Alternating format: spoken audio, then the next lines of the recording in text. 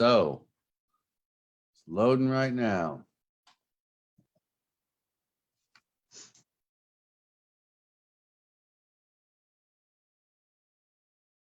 And we are live. Hey, everybody, it's Uncle Grumpy, and welcome to Grumpy's Corner. Let's see here. Let me see if I got this going right. As you can see, I'm joined by Isaac. Isaac, say hi to everybody. Hey, everybody. Isaac Caviness here. All right. So we thought we might come to you guys and talk a little bit more about the petitions. Damon Beck is going to be joining us in a minute, but we thought we'd go ahead and get started. Hey, Kara, how you doing? Let's see, I see we're getting a few jumping in. Yep, Grumpy's back. I never went anywhere.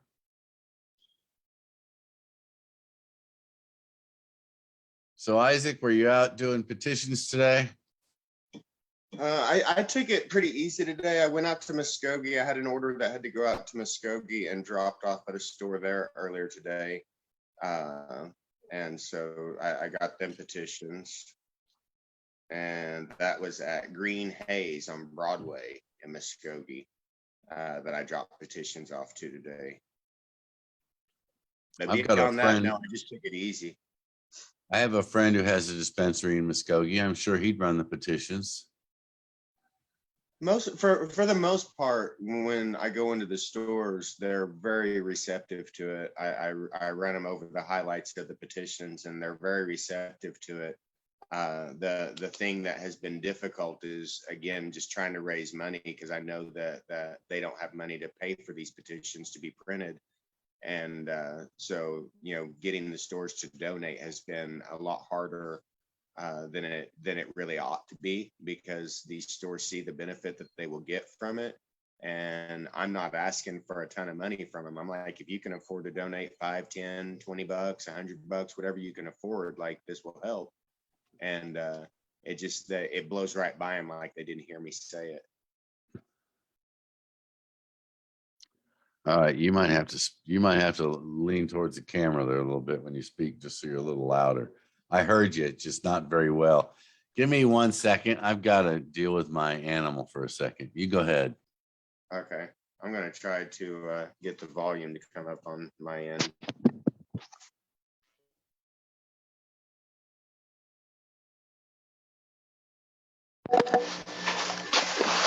Okay, hopefully that makes it better.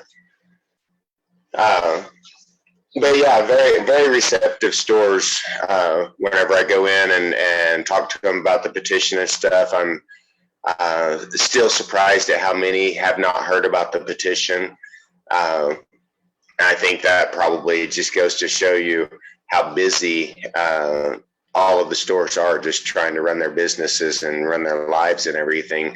That there's a lot of stores that have no idea that these petitions are out there. Any of them are out there. And that one was a little bit shocking to me. Yeah. So let me ask you a question. You're talking about them struggling a little bit. But anyway, I had said on a video last night that I was pretty optimistic about the momentum that I'm seeing, and I still feel good about that. The video we did last night, it took me 2 hours to scroll through the comments and try to make sure that I answered back to them all. And so to get that kind of momentum in the first week, to somebody that had never touched it before, had never been in this situation before, they may not think that it's too impressive, but for somebody who's lived it, to see that much rolling out in the first week has been very, very energizing, to say the least. All right, can you hear me? Can you hear me, Isaac? Let's see. Yeah, you can't hear me. You did something. I'm drawing a blank right now. Isaac, I recently decided to light up and medicate, so I'm not sure what. Hopefully y'all can hear me okay. Okay, I can hear you. I don't know if they hear you. Well, they probably hear Chris, you. I see that you're on there. Can you hear me? Yes. but you don't hear Because me. I'm not hearing you at all. Whatever you reset on yours, Oh, turn yours okay. up. I see Whatever what you. I did. All right, I think he knows what he did. Go ahead and get started. Hey, Kara, how you doing? I see you jumping in. Just a little audio trouble, folks. Hopefully you can hear me. Yep, Grumpy's back. I never went anywhere. Hey, I bet that's Damon joining I'm trying to fix my volume on this end. So, Isaac, were you out doing petitions today? Volume on this end.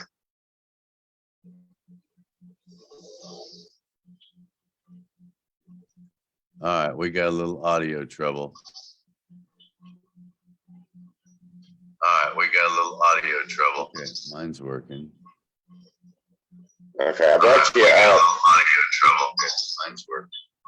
I brought you up. I'm on this other phone. Can you hear me now?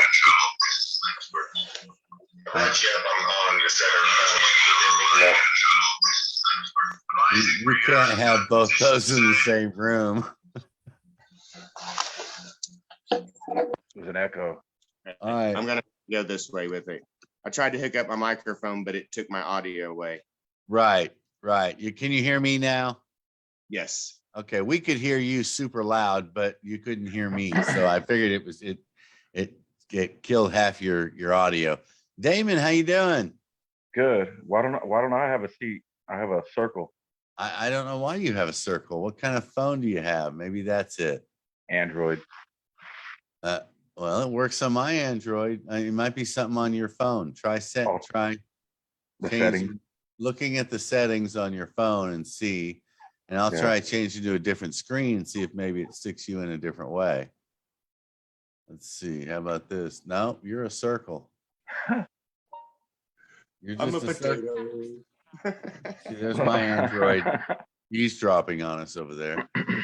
I hate my Android. The thing picks up the TV and everything else and starts recording. And I've tried to shut off their version of Siri, and it says you can't operate the phone without it. So I'm stuck with my phone recording and listening to everything all day.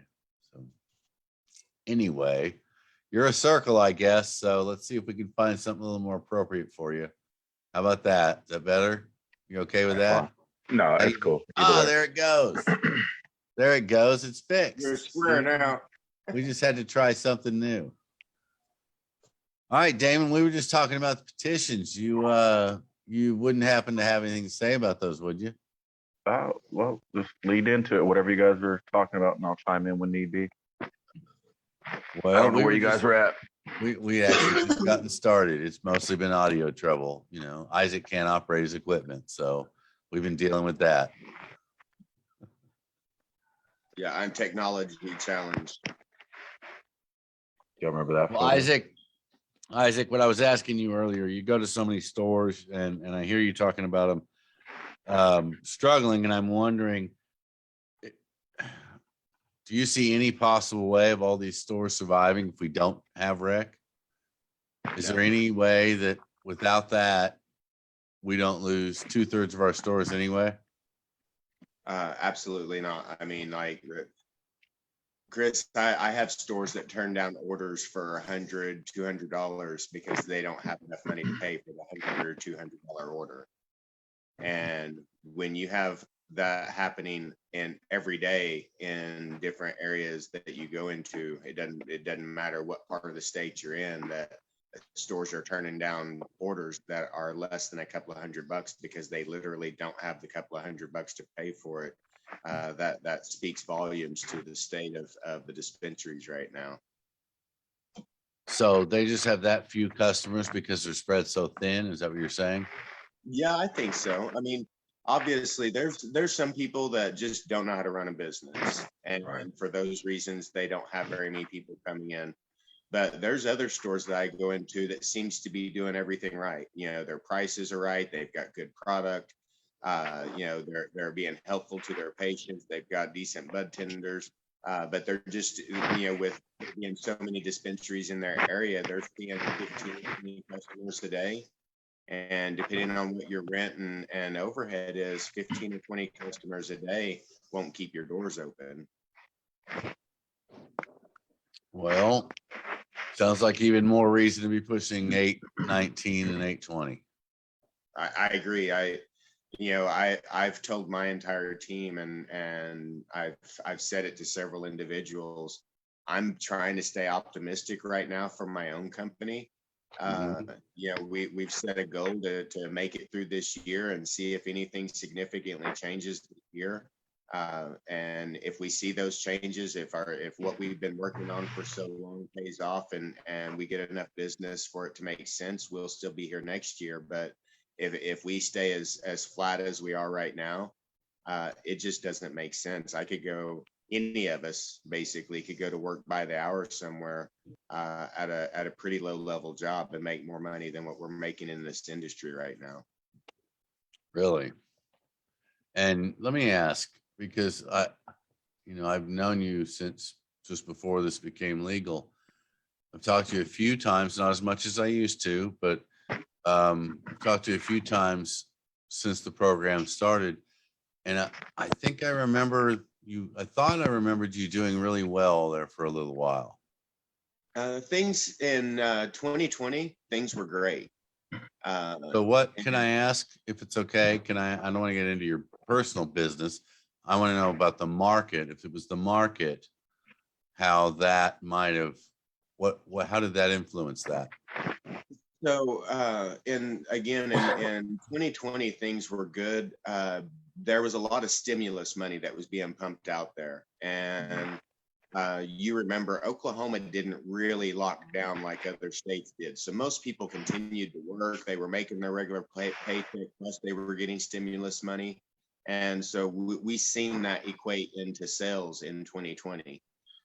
In 2021, sales declined simply because the stimulus money all went away, and so sales declined, which we knew, but the extra disposable income went away in April of 2020, right after 420 was the supposed deadline for metric last year, and so that shut off sales. And so even once the lawsuit froze metric for a while there, stores were kind of in limbo as to whether or not they wanted to order. All of them didn't understand what was going on.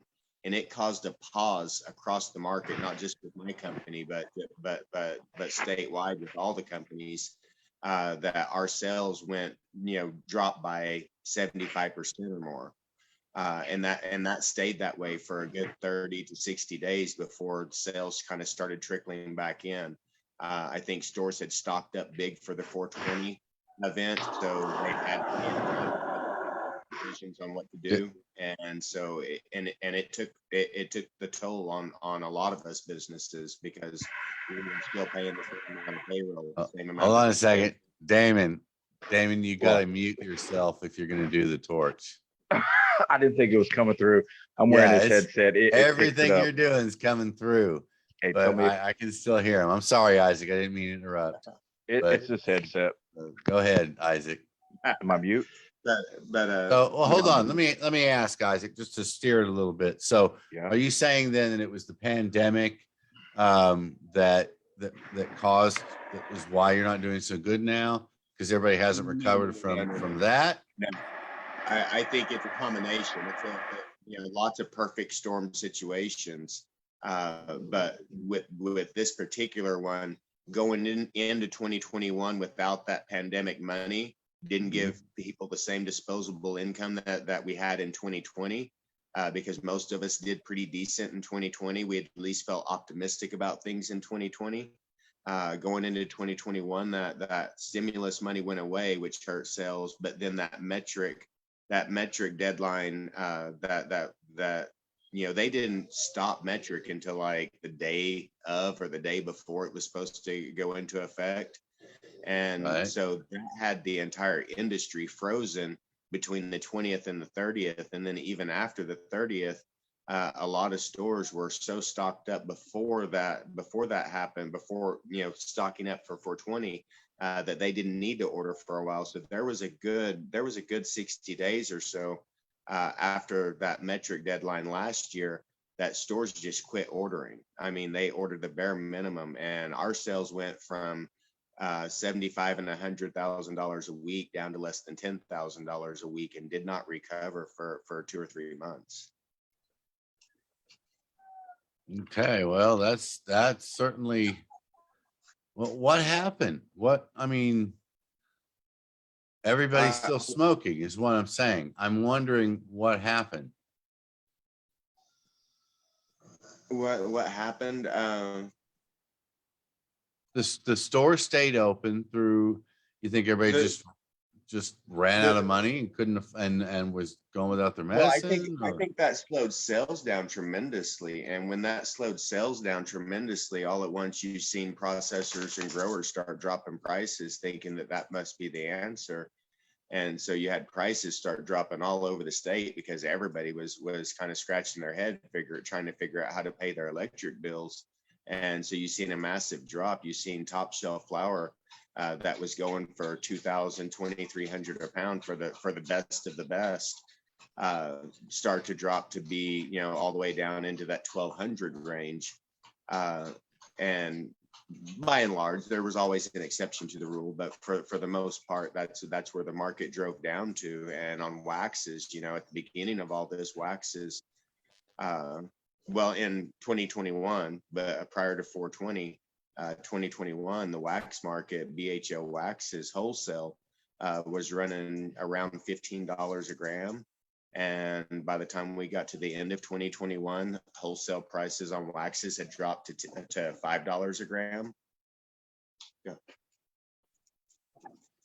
And so that gap of not having any business after April of 2021 created a spiral to the bottom, with everybody trying to lower their prices to try to make a difference, to bring sales in.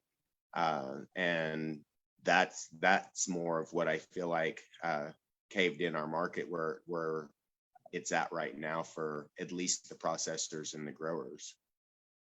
All right, I want to get back to that in just a second, but I need you two to talk for a second. I've got to go put the cats up and let the dog out because she's whining. So I'll be right back. Damon, what you been up to today? Oh, nothing. Been dealing with shoulder pain. Is my mic okay? Yeah, I can hear you. I mean, you don't hear no distortion, no white noise, and nothing like that? No, I don't hear anything crazy. Are you on your computer? No, I'm on my phone, but I'm using the headset. I just didn't know how it came through. That way I can hear you guys. But yeah, it sounds good. I could hear your torch a while ago. It was pretty loud. Yeah. Hold on. Yeah.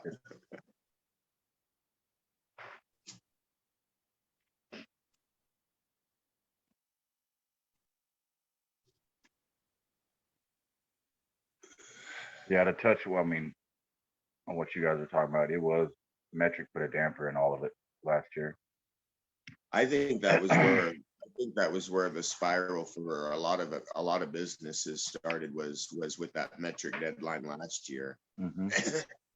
I have often thought that rather than stopping it last year, if we would have just went ahead and went through with it last year, that we all probably would have ended up better off, because we took such a hit last year from the uncertainty. Well, I was going to say, Isaac, it may, not every company was affected, you know what I mean, as much as Oki and others, you know. That's something to do with that, because just like Chris pointed out, that it's people were still buying. They were still buying, right? Just wasn't buying as much as it was. So the metric again, I think they were buying, for the most part, they were buying at a bargain price. And that's true. So, you know, we were always a little bit behind the curve on trying to figure out where pricing needed to be, because it dropped so fast. It's hard to tell a processor that is wax, that he's selling at $15 a gram needs to go down to $5 a gram. Right. It was hard to tell the growers that really had a budget set on their flowers, selling at no less than, say, $1,500 a pound, having to consider taking 1,000 a pound or even 800. 800, yeah, I was gonna say even 800 or less. Uh, these are things that absolutely have through a ripple through the economics of this market, this cannabis Oh, market. okay, Isaac, this time I actually unmuted myself, so I'll quit screaming at the mic and having no response. I want to ask you, I want to ask you a question, and we'll get to the petitions in a minute, but I think it's worth looking at what you're saying in the sense that it's clearly a flooded market in the sense that we have, would you not say we have entirely too many businesses for 400,000 customers? Yes. Okay. All right. Yeah. So Without a doubt. then I have to ask, I I know got why numbers. you, I okay, got and I know, numbers for this. okay, and I know why you went in the business, and you went in the business at the beginning of this program. So I understand why people did that. But what I'm asking you is if you can, you guys, both of you, if you can tell me why you think people are still going in the business, why I'm hearing about businesses still opening up every day. I'm hearing about 3 closing and 1 opening on a pretty regular basis, but and it's still flooded. So I'm just wondering, why are people doing this? I think there's more I exodus have than there are entrants. You know what I mean? I think there's more people exiting than there are entering. Although they are entering, there's a lot more that are gone. So you think the number is actually declining then from its I peak? do. Even though you're seeing new dispensaries open up, I do believe it's in a decline right now for sure. I mean, I know we've seen a decline in licensure recently, but most of that's been due to the OMMA shutting down illegal grows and things like that, and canceling a whole bunch of licensure and things like. And so I know that's lowered the number, but I'm talking about those that walk away, that say, I can't fight in this anymore. There's a lot of those, Chris. There's a lot of people, a lot of growers, a lot of processors that's had to hang it up, sell their business, or just shut down their business and go back to the business they were doing prior to this because they need to make money.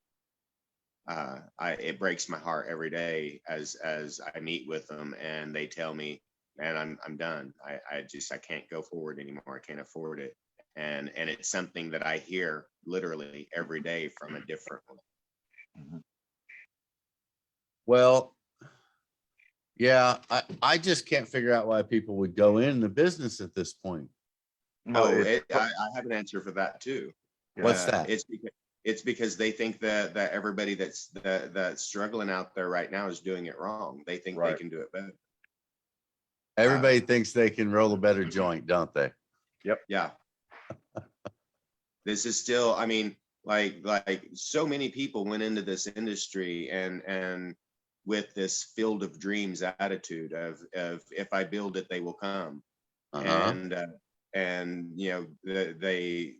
categorize it. The news reported every time that a new state legalizes it, they report it as a green rush, as if you're going to get rich like the gold rush. Well, if you know anything about the gold rush, very few people actually got rich. Right. But people have this in their mind that once they get their license and start putting out their pre-roll, their brand of gummies, whatever it is, theirs will be the best. And because theirs is the best, they'll be rich. They think they can open a store, and because they have the nicest store, because they spent the most on light fixtures in that store, whatever their reasoning is, that they will do better. Damon, what do you think? Why do you think people are still going in this business? Well, I was going to comment to Isaac real quick, though. Isaac, we're even guilty of that too, right? Because we believe that if we had a dispensary, you know what I mean, we'd kill it, right? Yeah, I mean, and there's some arrogance in that, and like me feeling like if I had a dispensary right now that I would be able to do well at it. A lot of that has to do with just simply looking at at how much markup the dispensaries are still charging versus what they're getting the product for. And again, me knowing the wholesale numbers on what they're getting for, when I see that they've got on flour, 5, 6, 800,000% markup on flour. Right. I know that if I had a dispensary, that my markup wouldn't be that high, and that I would have a line out my door because I would probably have the cheapest prices in the state. Yeah, I've been saying for a while that we have so many stores that they have to survive, they have to squeeze every nickel they can out of every person that comes through. They don't want to. I understand that. And I'm not saying that they're bad people, but to survive, because they see so few people, they need every nickel they can get out of that person.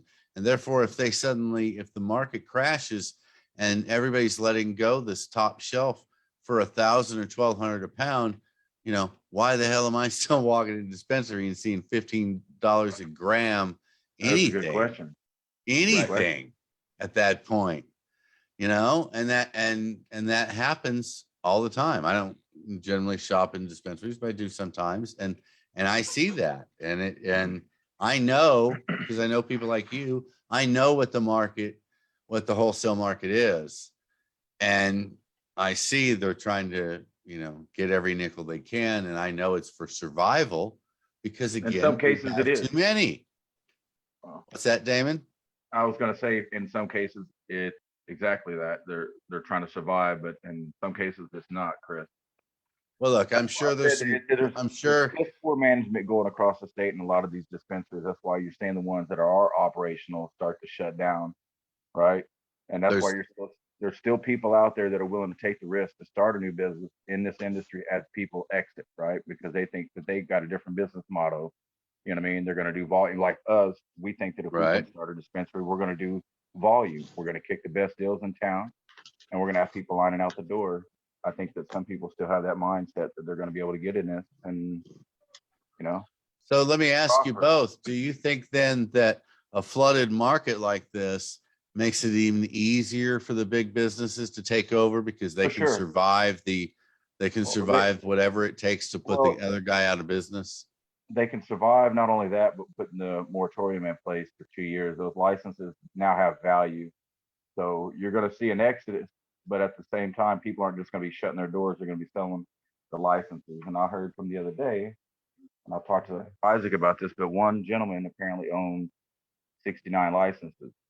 Well, I mean, I'm not against that at all. How many you ever want to own or whatever, you've got the money for it. But we know that big bulk of that's going to get sold to probably one entity, right? And they're going to eventually buy up all these places to where it's only going to be a couple handfuls of people across the state that own them all. Well, okay, I have to push back on that a little bit. I do believe that the market will do some of what you're saying, and that I don't think will necessarily be a bad thing. But I do think, because we will maintain so many businesses, I do think that we will maintain, like other states have, or at least like Colorado has, we'll maintain a majority of what everybody would call mom and pop shops. Okay, Colorado, everybody thinks is taken over by big business. 80% of Colorado dispensaries are what we are calling mom and pop shops, single entities, sometimes family run, things like that, not big chains. Okay, so in Colorado, they've stayed even through rec and everything else. I mean, there's so much more coming out of there than out of here. Go ahead. I think with Colorado, Chris, that let me put it this way. I believe that there's a certain number of licenses. There's a sweet spot for numbers of licenses where the corporate people feel like it's a profitable thing for them to come into. So licenses versus how many people that they have access to sell to, how many customers they have. Right now, Oklahoma doesn't make sense for those big companies, really. But there will be a point as these mom and pops go out, especially with the moratorium in place, as these licenses continue to decline, there will be a sweet spot in numbers where it does make sense for a multi-million-dollar company to be able to come in and buy up enough licenses to be able to control the market. At that point, they can run the smaller mom and pops out with being able to control the market with their pricing. Once the mom and pops do go out, then they can raise their prices back up and profit. The mom and pops can't get back in to control that price gouging at that point, because they still can't access licenses, because it's a 2-year moratorium, but I don't know how many people have any faith that it won't go to 4 years and 6 years. Yeah, I don't see any reason why it will ever be lifted. And I've said that since I heard about the darn thing. Look, I think, and from what I know, there's a whole lot of very large companies that have been waiting to even plant a seed. There's been Canadian companies buying up northern Oklahoma since 2018. They haven't planted anything yet, or at least they hadn't as of a year ago. Y'all keep talking. I've got to take a phone call real quick, but y'all keep talking. All right. There's other companies I know that are doing, like you're saying, Damon, where they have several licensures under one name.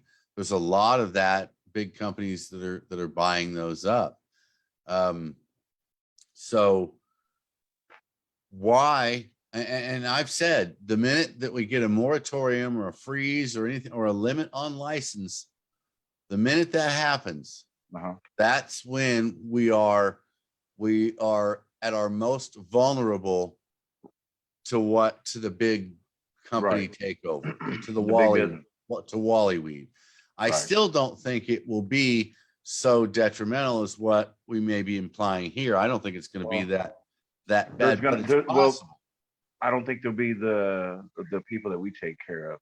There are going to be some people that are going to be able to survive this, whether they're a grower or even a processor or even dispensaries are going to survive.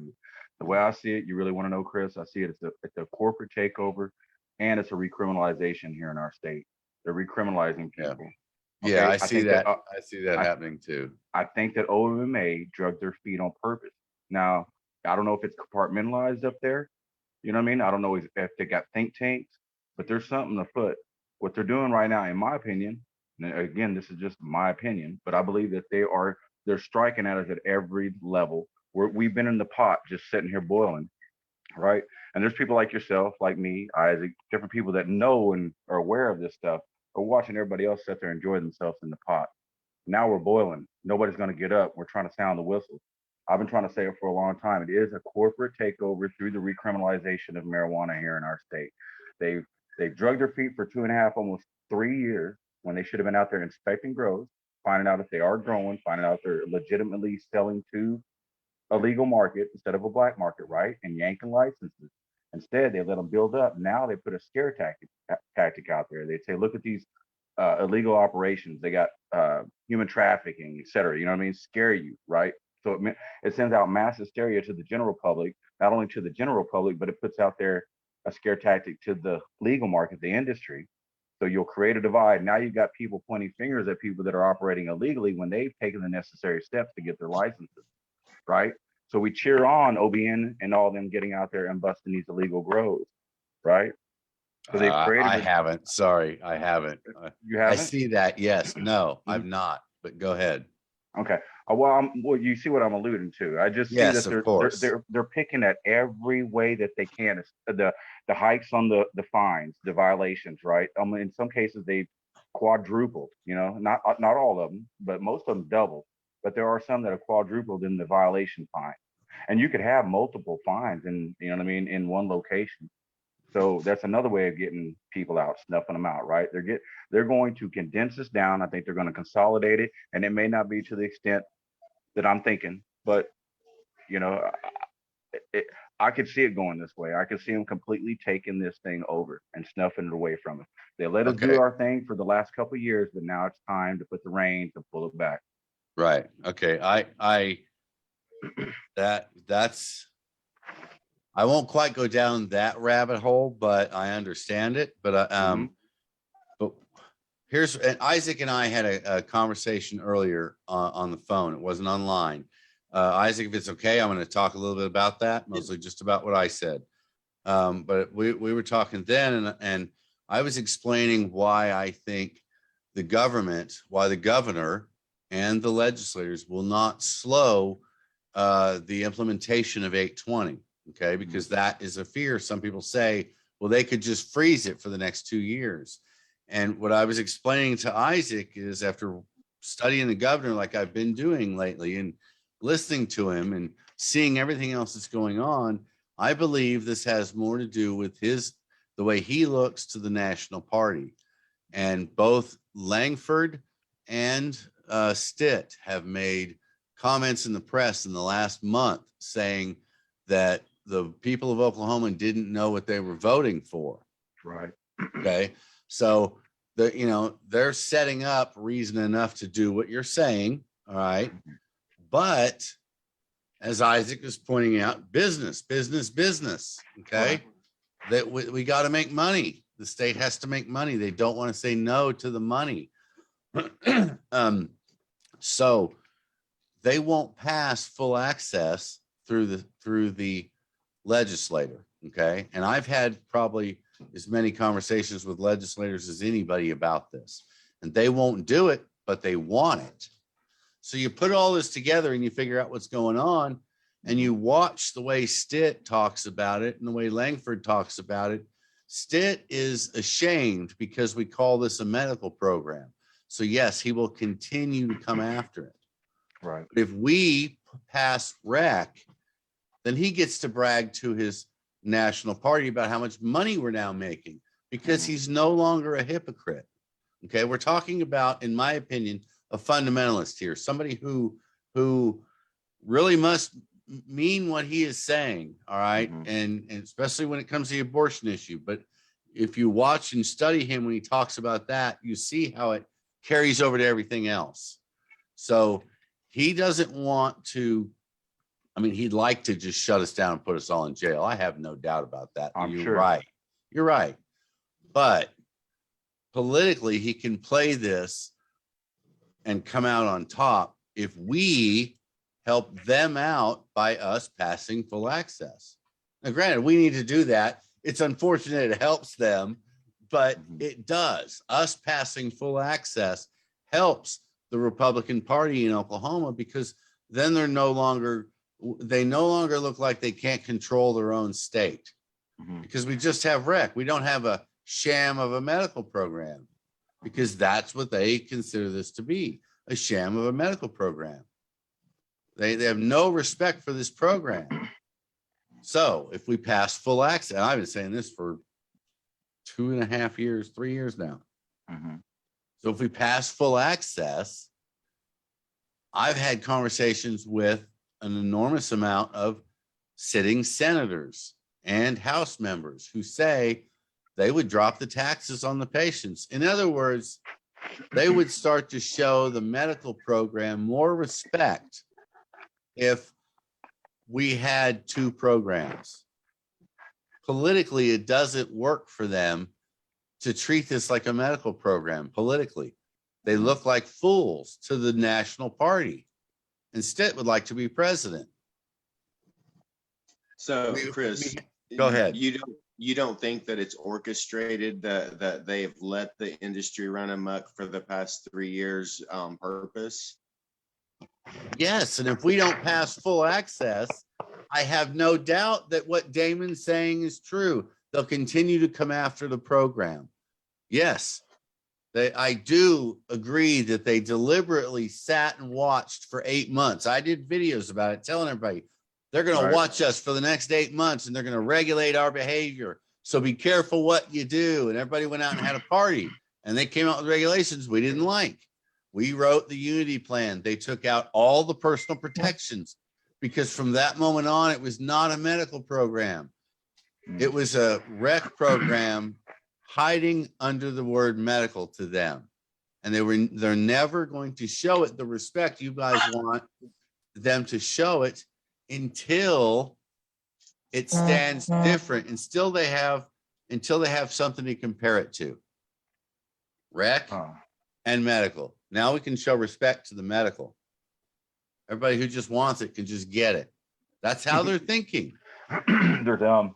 I talk to these people. I know these people. I hate to say this. I'm friends with some of these people. I don't hate to say it. Some of them are really good people. And here's the deal. All of those people that at the Capitol who we see as opposition, uh, if if money comes in the right way, uh, they become a lot more okay with it, right?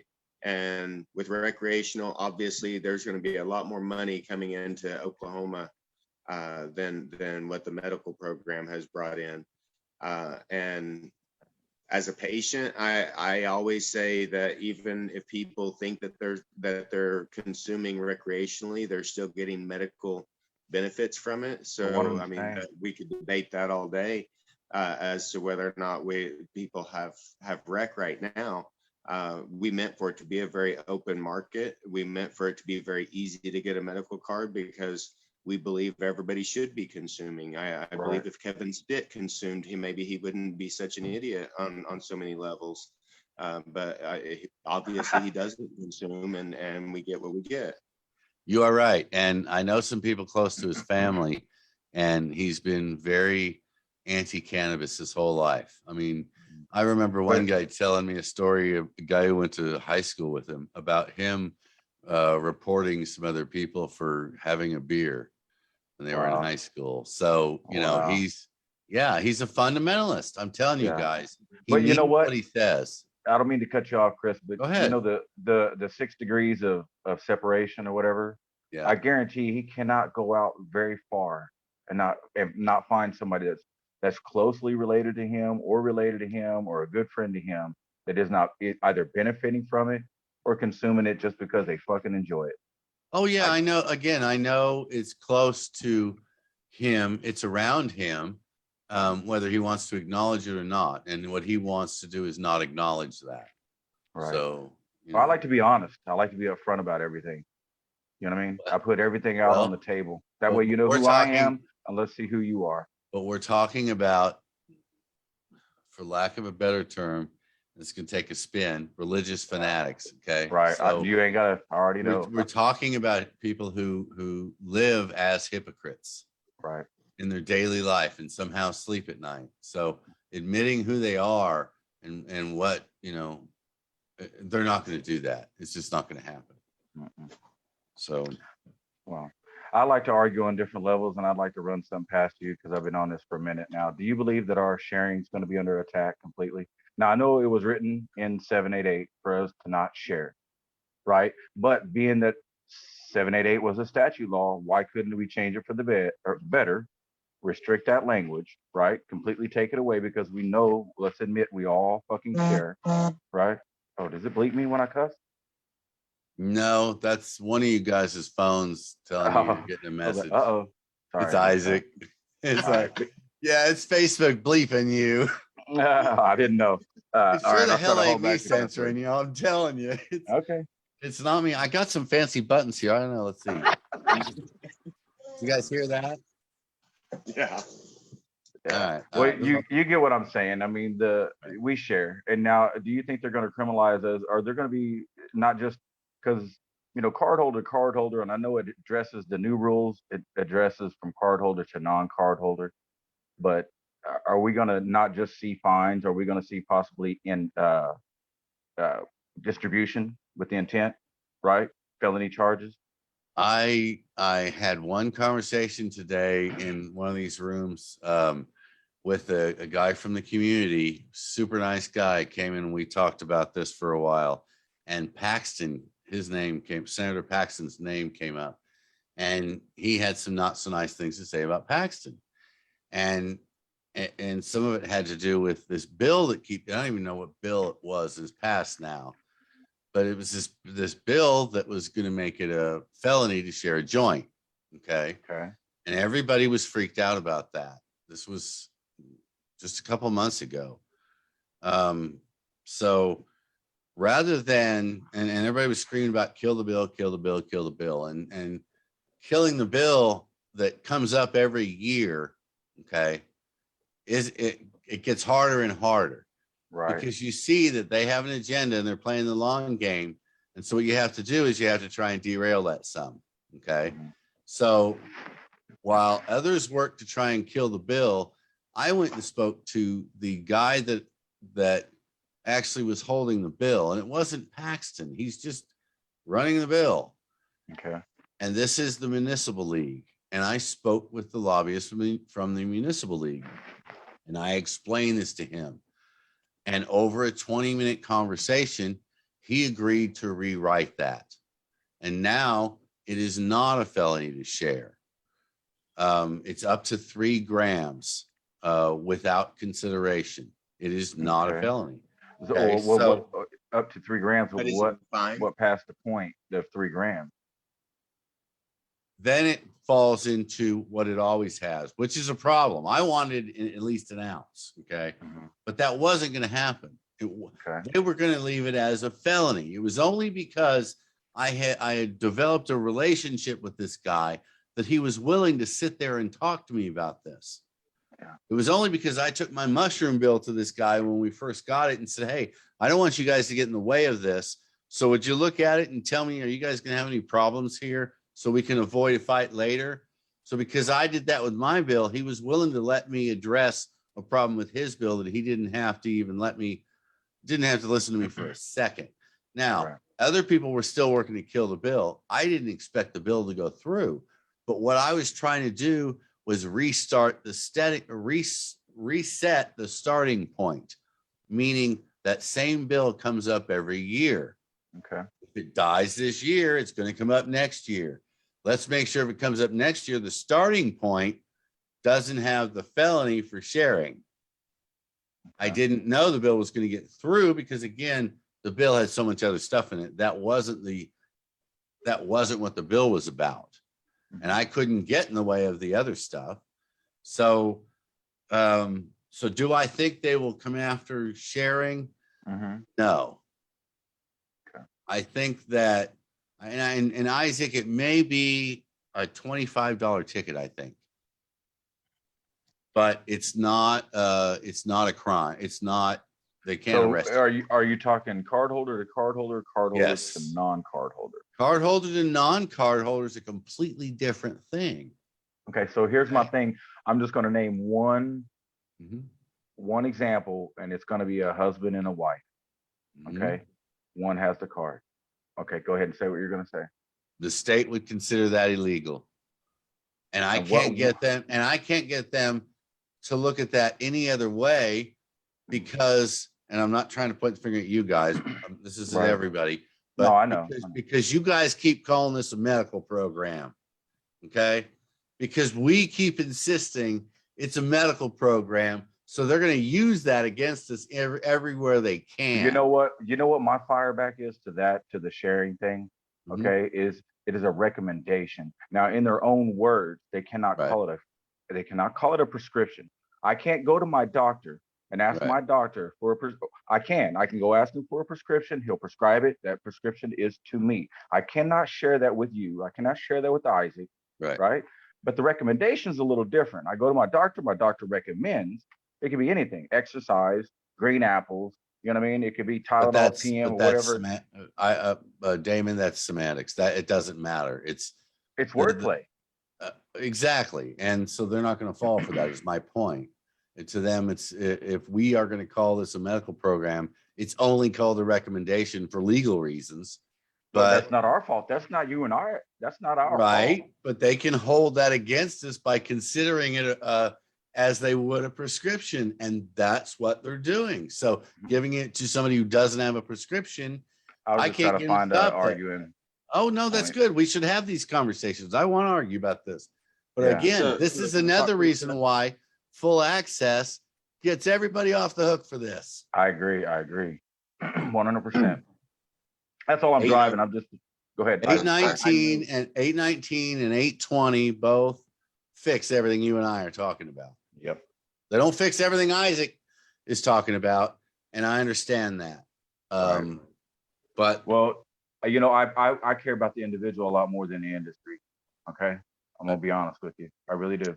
I've made that very clear that I'm not working for the industry, but I also know, just like you do, so many people who started these small mom and pops that aren't industry people. They're just people trying to get by, and I do everything I can to help them. So I would, anything I can do to help the businesses, I do, but it's not my priority. So 818 for me, I'm going to sign it. Okay.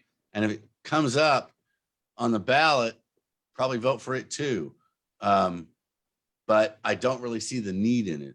I see the need in 819 and 820 because they fix so many more problems. So, And I don't see Chris, any of the problems going away if we don't open the doors to everybody. there's been a few things that we've seen this year, as far as like from OBNDD, they put out a post that felt like it was specifically geared at going after people for sharing. We've seen fines go up for sharing. In the permanent rules that I've read, it looked like it was getting pretty expensive. We also seen this year, we had reports of a store that actually had an OMA agent come in with a badge and a gun. And so they actually had actual officers working under OMA now to investigate whatever. Do you not think that these officers will be at festivals, writing tickets and causing chaos at festivals? They have 6, I believe it is, that are cleat certified that carry a weapon.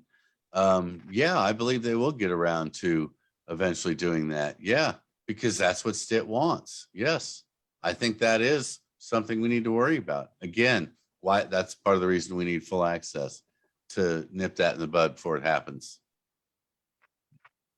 But I believe they have 6 officers. Oh no, it's 35. No, I mean, no, not armed that carry a gun. I don't think Okay. they're up to they may Okay. have So they have you've seen more the credentials? inspectors. They have Have you more seen the- inspectors. No, I've not seen the credentials. No, Okay. So I let me put it this way. You're talking, and I'm gonna be honest with you and real here with you for a minute. So they've got the guys, it's 5 years criminal investigation. Okay. 2 years undercover work. With that being said, now our people, mankind is mankind, right? We're always, some of us are going to be manipulative. You know what I mean? Some of us are going to be evil. Some of us are going to be con artists, and they're going to be cops that are going to be susceptible to being corrupt, right? This is an all cash industry. And now what happened here in 2008 was a real thing. And that shit is documented. You know, 6 officers were brought up on indictments. 3 of them went to prison. Okay. 56 people were released out of prison because of these corrupt officers. I'm saying those are the type of people that was SID's Special Investigation Division. Those type of people. I'm not saying that all these guys are going to be, but you're unleashing 35 officers of this caliber into an industry that is all cash. Do you think that's a good thing? no, not even remotely. Right. That's a terrible thing. Look, I agree with your premise earlier. Is the government going to keep coming up with the program? Yes. Without a doubt. Yes. And all those terrible things. I mean, look, you want to go down a rabbit hole. I do. Okay. Isaac, I'll tell him what I told you earlier. How about that? All right. All right. So here's how it plays out. All right. You go and watch Stitt talk about on Fox News, national Fox News, not local. Okay. About the abortion issue. Okay. It's on YouTube. And when they ask him, when they get around to, I mean, first off, when they tell him about the polls and how the polls show the people of Oklahoma don't want Roe v. Wade overturned, the majority of us don't. I can't remember the exact words he used, but it wasn't different facts. The word wasn't different facts like Kellyanne Conway, but it was something like that. He basically said we have, he didn't care. Okay. Mm-hmm. He didn't care. He almost laughed and said, well, we're going to be the most pro-life state in the country. So it's a race to be as extreme as we can be. She starts talking at one point, the tribes come up. Okay. And now this McGirt decision has him mad. This McGirt decision is causing enormous problems with jurisdiction. Okay. Now, something I saw recently is very troubling because I see it as I know how he's going to respond. I saw where one of the tribes said they don't want to pay Oklahoma taxes anymore. Now, I didn't have time to get in the story then, so I don't know the details. Maybe it was only one or two taxes they wanted eliminated, something like that. I don't know. But they were talking about giving the state less money, and that's never a good thing. So when the lady on the interview asked him about the abortion thing and the tribes, he said, if the tribes want to be an abortion safe haven, they will make themselves available to local law enforcement. So what he's saying is, if the tribes continue to have women's health clinics, he will send in the law to shut them down. Okay. Who will he send? Won't be the tribal police or for the tribe. Tribe wants the women's clinic to be open. So he sends in what? The highway patrol. Okay. They answer to Stitt. He sends in the highway patrol. Now we have the Oklahoma Highway Patrol shutting down women's health clinics on tribal land. All right. What do the tribes do? Well, they have no choice. They have an agreement with the federal government to protect them. And so they call the federal government, which for this scenario, unfortunately happens to be the Democrats, because Biden's a Democrat and he's in charge. So they call Biden. This is how it'll be in the news. They call President Biden to get help. Well, that's what they have to do. That's what their treaties say they would have to do in this scenario. That's the proper process. And the federal government has to protect them. Who do they send in? Well, they would send in the National Guard. But wait, the National Guard, while they're paid federally, they answer to Stitt. So Stitt refuses to use the National Guard to stop something he made happen, the closing of the clinics. He's not going to, I mean, it's him that would be causing them to be closed. He's not going to allow the National Guard to undo what he's trying to do. So they have to send in regular army. Now, those that would say this, and I can't pronounce it, Posse Comitatus, or however that's pronounced. Yeah, I know you're saying. It's a thing that says, Comitatus. okay, it's a thing that says they can't use regular army on American soil. Right. It's been suspended twice. It was suspended during the Civil War, and it was suspended in the 60s during the integration of the schools. Yeah. Okay. The governor of Arkansas refused to send in the National Guard to protect the students. He refused to integrate the schools. He wanted to keep them segregated. So the president at the time, and the name's slipping me right now, but he suspended that, and he sent in the 101st Airborne. And the 101st Airborne lined the property of that school and made sure those kids got into class. So if Stitt tries to shut down the tribes, tries to shut down their health clinics, their women's health clinics, then they call the federal government. They send in, they can't send in the National Guard, so they have to send in regular troops. So now you've got, and then this is where the politics comes in. You've got the left, the crazy radical left, Biden destroying our country, using American troops on American soil right here in Oklahoma. And you've got every redneck and Stitt going up against the regular army. And there's your civil war. We will be the spark. And I believe what I said earlier about how the tribes said something about not wanting to pay the state, not wanting to be subject to one of the state taxes.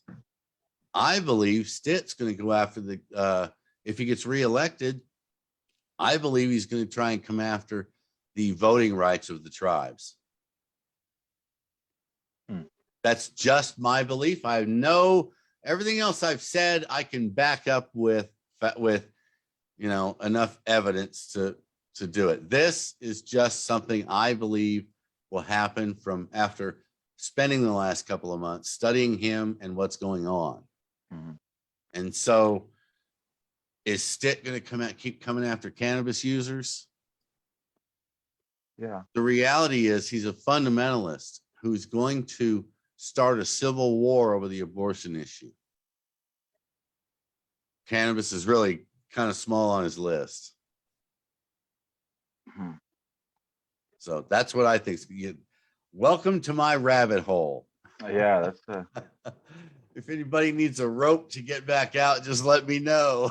I think Isaac does. Toss him a rope. I hadn't seen him. When I was talking to him earlier, it was funny. He's the one who said, "Oh man, I get you. I followed you right down that rabbit hole." Yeah, no shit. He agreed with all of it. Well, this is where I go with the marijuana thing, and I go pretty fucking deep with it. I don't mean to, but you can. You know? I mean, the writing's on the wall sometimes. It's right there in front of your face. Yeah. Well, this,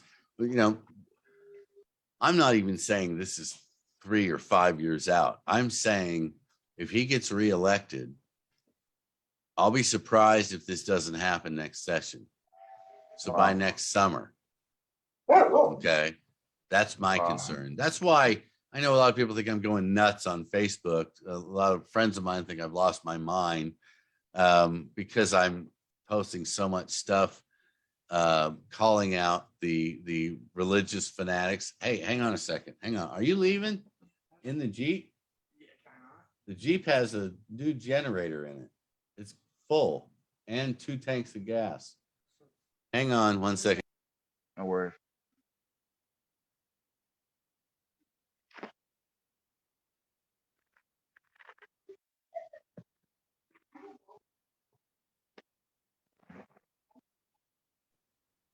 So yeah, that's pretty deep rabbit hole he went down. Yeah. But completely plausible. I for get sure. it. It's completely plausible. I go down those rabbit holes too, and I think it's completely plausible what I think. All right, I'm back. Sorry about that. The kid was taking off with the car and it has the generator in it. So sorry, we don't need it tonight. I just don't want him running around with the Right. propane tanks are in the back seat. I told him just to unload the propane tanks and he can go. So that's it. Anyway, what do you think of that rabbit hole? Which one you asking? Both of you. No, fuck it was. Isaac, what do you think? Well, I just said it's pretty deep rabbit hole, but completely plausible. I completely get it. Well, if you just watch his interview on Fox that he did last month, where he makes it very clear what he will not tolerate on tribal land. It's pretty easy to figure out. And then you see the tribes now balking about tax money. The tribes have no problem poking the bear. They like to. Mm-hmm. So yeah, I couldn't argue against your theory, man. I mean, like, I really couldn't. Like that it. So when you say civil war, elaborate. I mean, the civil war. I mean, you're not using that figuratively, right? You're using that literally. When you have your own troops, when you have your own troops coming in and fighting against your own citizens, I mean, that's some pretty heavy sparks. You're pretty much saying it's wartime. And I'm 55 years old. I've never in my entire life agreed with any of my friends that have ever said we were close to civil war. Mm-hmm. So for me to say that, I really have to feel it. I wouldn't, because so many of my friends are going to say, well, wait, every time I said this, years ago, you're like, never, no way. Well, I couldn't see. I didn't literally know the government. Okay. I didn't know the people that were running the state. Now I know the people running the state, and I'm seeing what's playing out nationally. And it's nuts. One of the arguments I get on here with people is when I say they're going to come after birth control. Okay. Mm-hmm. Here's a rabbit hole for you. They're going to come after birth control next session. Don't believe me? It's okay. They're still going to do it. How do I know that? Because I sat with some of them as they told me what their colleagues plan for next year. And Nathan Dahm, the senator from Broken Arrow, if any of you are in the Broken Arrow area, your senator is the one running all these abortion bills. He's in a race for Inhofe's seat with Mark Wayne Mullen and a few other people. Every one of them, their commercials could be made by the same ministry. Right. By the same ministry. Every one of their political ads could be made by the same ministry. It's nuts. Oh, I get it. I'm amazed at what I see going on, and that's a lot of the reason why I've stayed out of the politics side of everything, is because it is nuts, and I'm amazed by it. I also don't know how to be effective to stop it, and that's why I've always chosen to let marijuana be the thing that I stood on, was because I felt like if I screamed about everything in the world that I seen that was wrong, then I'm that guy dragging the cross around out in the streets that's screaming at everybody that nobody's listening. Yeah, well, let me address that for a second, because I take that kind of personal. I was told a few years ago I could probably go as far as I wanted if I'd stay in my lane. They said if you could just stick with cannabis and don't ever veer from that, there's no telling where you could go. And I have not done that. Can I ask you a question right quick? I've deliberately not done that. Go ahead, Isaac. No, Damon. Yeah, sorry. it's all good. What got you involved into politics like you are right now? Oh, I've always been a huge political nut. Okay, but I mean, as involved as you are right now, what was the catalyst? Oh, well, it was cannabis. I mean, Okay, cannabis thanks. is the only reason I can do this. If it wasn't for Well, that's what cannabis, I couldn't I'm see gonna it go on this down video. I'm going to go down a rabbit hole with you for a minute. Okay. Okay. I right. believe there will be civil unrest in this nation, and I don't know when, but it's going to be in our future. If this marijuana thing doesn't fucking stop and they keep, you know what I mean, pushing us back instead of fucking letting it need to go where it needs to go, there will be civil unrest. When people wake up, you know what I mean? Not everybody's going to die off. This older generation that's been duped, you know what I mean? Another generation that's coming behind them has been duped too, right? They've been taught that this thing was a bad thing. You could have your life ruined. You could be tossed in prison, lose your kids, your house, et cetera, right? Right? They taught you this is so bad. And now we're going to find out that it is a natural regulator and it's meant to be in the human body, right? And we're going to figure this out. And when people wake up to that on a mass level all at once, it's over. There will be total distrust for any government, any government. Well, look, I understand both of you. For both of you, cannabis is the issue. I get that. Damon, I understand. For you is for this conversation, we'll just say it's a religion, pretty much. Okay, just because I can't come up with a better word. Okay. Isaac, I think you just see it as a safe zone. You know you can affect, so stay in your lane. You can make change, and cannabis helps. That's the arena you can do that in. For me, you know, Isaac, you say if you screamed about everything you saw going wrong, you'd look like a nut. And I know right now I look like a nut to a lot of people because I'm screaming about a lot, but they're all tied together. They're all coming together right now. And I've just explained what I think is about to happen. And I believe if enough of us derail STIT just by voting for whatever Democrat gets through the primary, and we get a Democrat in there, we can derail the crazy. And I'm not saying I want Democrats to run the state. So those on here that want to say that I want Biden to run the state or whatever, that isn't it. It's that I see a fundamentalist who is going to be willing to, especially with the larger movement going on in the country. You think cannabis is a large movement? Let me send you some of the videos I've spent the last few days watching about the Christian movement right now, about the evangelical movement. Really? How the evangelical movement, it's being rebranded basically. Is pretty at this point, it's the New Age. Christian nationalists. Okay. Okay. And there's so much that is a movement that will use force. And that is who is taking over the country. And that is who Stitt and who Nathan Dahm, the one doing the abortion bill, and the people in Georgia that are already publicly talking about going after birth control next year. Okay. That's who they are trying to impress. Okay. They're trying to impress the new church, the new American church, which screams that America's the greatest country and it's because God's in charge and we got to put the Bible back in school and we got to stop all abortions. And here comes the Handmaid's Tale. So Chris, real quick, if we look back at Oklahoma history, there came a point where the state swung Republican, but there was a time when it was Democrat, when we had Democrat governors. The last time that we had one was Brad Henry, and he got elected off of one issue. It was one hot button issue that got him elected, and that was getting the casinos here. There was enough people that gave a shit that wanted casinos here and wanted gambling here, that's what got him elected.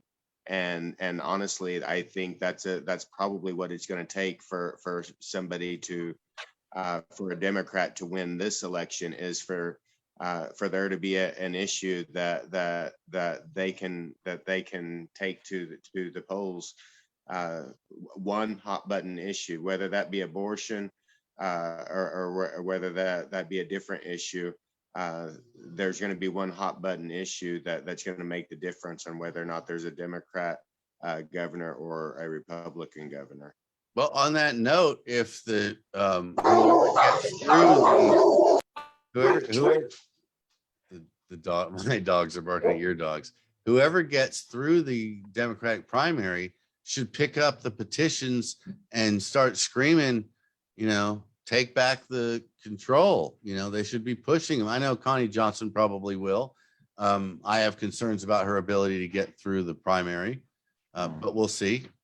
If she does, I'll certainly vote for governor. Again, I would vote for, I'd write myself in before I'd vote for Stitt, but we can't just not vote for Stitt. We all have to agree to vote for one person or we're not going to derail Stitt.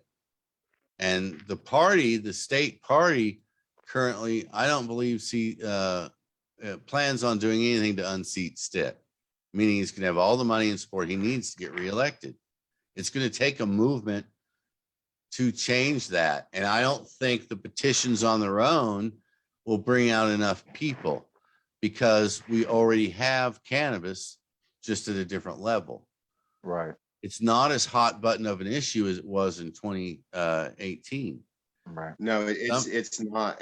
But I wish that people would take cannabis and use it as a litmus test against whoever's running, and know that if these people that are running for office are against cannabis, that it's probably a pretty good litmus test that they're not plugged into where we are in Oklahoma right now.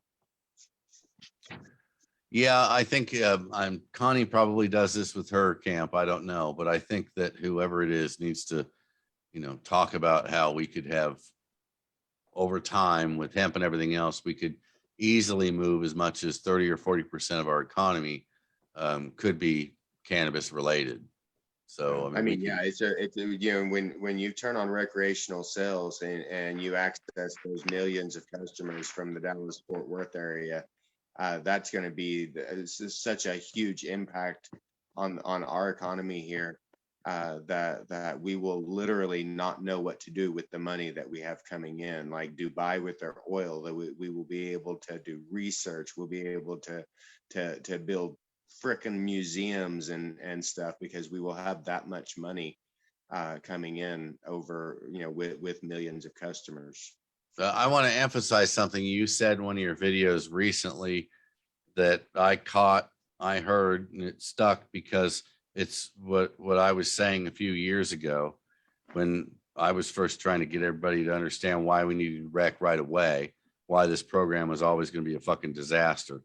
All right. But that is that if it, we can become the new Colorado. What I mean by, I mean, Colorado will still be Colorado, but what I mean by that is for everybody in Texas and east of us, we're closer than Colorado.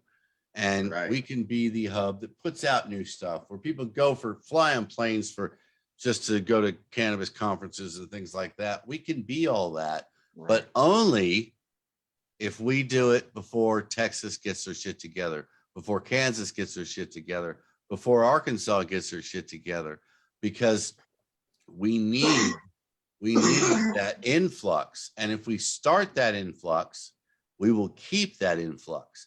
And these other states will be behind the 8 ball. They won't put a lot of money into giving people things to do when they come to enjoy their cannabis. We'll have people from Dallas coming up to stay for the weekend and go to Scissortail Park and catch a movie or a concert and a Wait till dinner. we're supplying Texas. What's We're that? supply. I said, wait till we can supply Texas. Well, Texas, I mean, just them being able to come up here and shop recreational changes the entire landscape of our state. Like you're saying, Isaac, we'll have more. The state will have, the government will have more money than they know what to do with. Believe me, they'll find something to do with it. No. But What they should do with it is do marijuana research, like I keep talking about. If each of these petitions, if they would have taken the time to consider trying to push some of this money, a good portion of this money to marijuana research right here. I don't know if we can get it in the scientists' hands, okay, the let doctor's me ask hands. you a question. Let me ask you a question about that because I hear about that all the time. What do you want the government to research? The cannabinoids, the science, figure out exactly what it is that this plant is doing and how it's interacting with our body. And again, like doctors, I don't know. I'm not a smart guy like that. I just know that it could be better. Instead of allotting it, marijuana's got to pay for cannabis has got to pay for everything else. Why not pay for itself and figure this damn thing out? We could surpass what Israel's doing, right? Look, Apparently, I'm not saying it's not possible. I was just asking because it's extremely difficult because most research in this country is done by private entity. Okay. Most Well, research isn't. Some research is done by the government, but not a lot. Most Well, research is done. Damon went down a rabbit hole the other day that was a legitimate way to push too, is with all the states that have legalization, Oklahoma being one of them. Why don't we use some of that tax dollars to sue the federal government to change our banking laws, to change the schedule so that we can bank? Again, if we had a government that liked what we were doing, right. they might be willing to do that. But what So we have, there's no attorneys that would represent us, even just us, Oklahoma, here in our state. An attorney that would represent yeah, us of and course, they're going to sue. want to get paid though. But Well, I get that, but if we could sue and it's on the behalf of the citizens of okay, the United States, well, of Oklahoma at least, right? And we you sue guys, them, and hold I on, say for neglect, they have neglected it. hold on. I'm sorry to interrupt you, but hold on. Do you Oh, go guys know ahead. about the case that's already going on? I heard something about it, but I haven't read into There it. is it's a Colorado company suing Kansas Okay. Why? because they stopped one of their commercial vehicles full of hemp or something and have charged these people. Anyway, they're suing the federal government. So they're addressing what you're talking about. Right. Well, I think that The state won't pay for that, but I just happen to know of a private entity that's doing that right now. yeah. My words aren't working very Okay. well this late. Well, I mean, Well, and my point and why I think tax dollars should be used to sue the federal government to change this is because if we could use banks, then OMA, the state, everybody could track what we do a hell of a lot easier than trying to track cash transactions. Metric wouldn't even really be needed if we could use banking to be able to audit our books accordingly. The fact that this is a cash industry has caused the government to have a lot of the problems that they have with us, and they've created their own problem by allowing it to go on. And that's why I think our state should should use some of our cannabis money to sue the federal government. All But right. different Well, rabbit hole. again, no, it's a reasonable rabbit hole to look down. Um, again, we don't have a state government that likes what we're doing. And this is something I want to bring up that I think is important. And it addresses why I'm posting so much anti-Republican stuff on a page with a bunch of cannabis people that follow me, this crowd that have developed over the last few years that watch what I'm doing. And here's why. First off, 99% of the people on my page use cannabis. 60% of the people on my page think Trump won the election.